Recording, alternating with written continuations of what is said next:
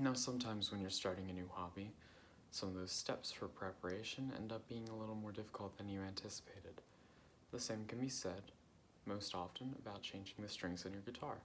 Especially if you get a used guitar, they're almost always going to need to be changed before you can effectively start playing. Old strings are not very good for your hands, often, and they will detune very fast, which is kind of discouraging because when you start to play things correctly, they don't sound right.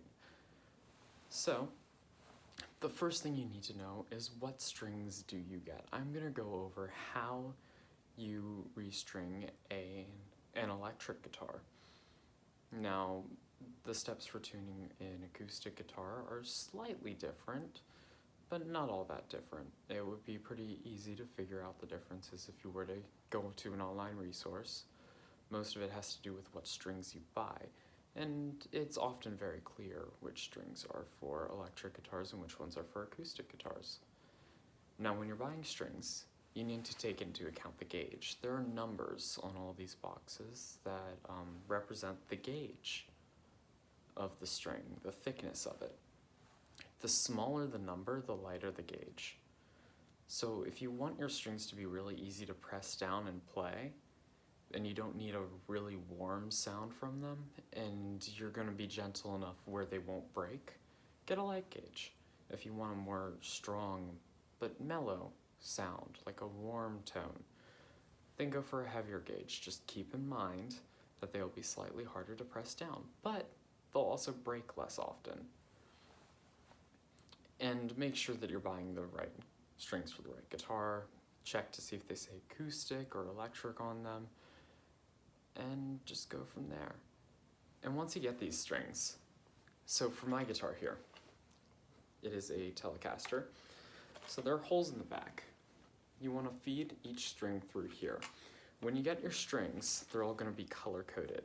On the little ends, there's going to be a little ring that has a color, and on the back of it, it'll tell you which color means what string. So the lowest string is the E string.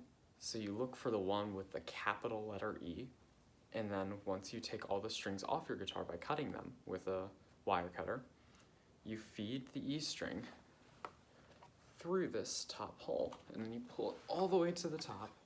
Then you want to wrap it under this knob here twice, and then feed the end of the string through the hole and wrap it under that. And then once you start winding it, that'll hold it in place. And you want to trim off the excess, but wait until you actually have fully tuned your guitar first.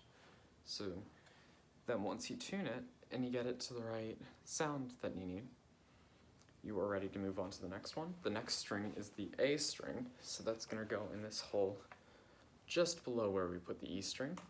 That's going to feed through. You're going to wrap it around twice, just like we did before, and then wrap the end of the string through the hole and under the rest of the strings that we coiled, and that'll hold that one in place. Then you tune it and take the same steps that you took with the low one, and then you trim off the excess from here, because they normally give you a lot more string than you actually need. And then the next one is the D string. So find the string that has the color that is correlated with the letter D, feed it through the back, this hole right here, and then feed it all the way up here, coil it around twice, feed it under, and then tighten it. And for the next one, the G string, you're going to want to feed it through this hole, over here, under the same way, and then coil it. Now for the B and E strings, it's slightly different, but pretty similar. You're going to start by putting it through here. The next one is the B string, so find the one that has the color that's correlated with the letter B, feed it through, and then wrap it over rather than under. And wrap it twice, then feed it through, and then coil it. And then just tune it. So the only difference is that you wrap it over this knob rather than under the knob. And then you tighten it, and you get it to tune. Then you do the same thing with the high E string, which is going to also be an E, so be careful that you don't mix it up with the first one.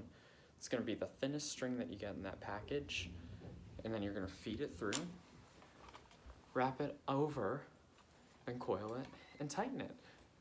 And then once you trim everything, and you tune it, you are good to go. Keep in mind that some guitars have bridges, these pieces right here, that you feed through here, like the back end of it, and pull it up here.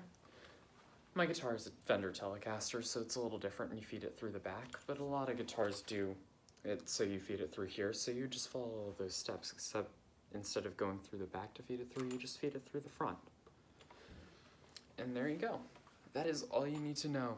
So whether you're starting the hobby yourself and you're getting a new used guitar, or you just want to change the string on that new guitar that you're really excited about playing, or you're getting a guitar for somebody for a present, and like maybe your child, and you want to make sure that they have a pleasant experience and not playing on old used strings, or if you break a string and want to replace it, that would be how you do it.